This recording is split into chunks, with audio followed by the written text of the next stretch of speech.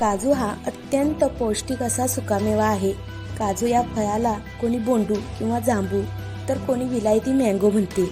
याला कन्नडमध्ये गेरू, मल्याळममध्ये काचूमाक, तेलुगूमध्ये जिरीमामिडी, तर या काजूच्या झाडाचे शास्त्रीय नाव ॲनाकार्डियम ॲक्सिडेंटल असे आहे।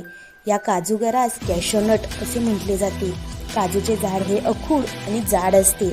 या झाडाची पाने मोठी व अंडाकृती असतात।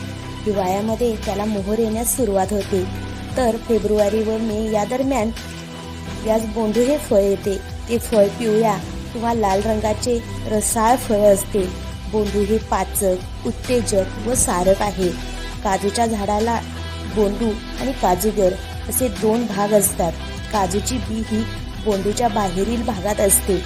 तुमच्याकडे काजूला कोणत्या नावाने ओळखले जाते हे कमेंट करून नक्की सांगा। आणि तुम्ही कधी काजूचे फळ खाल्ले आहे?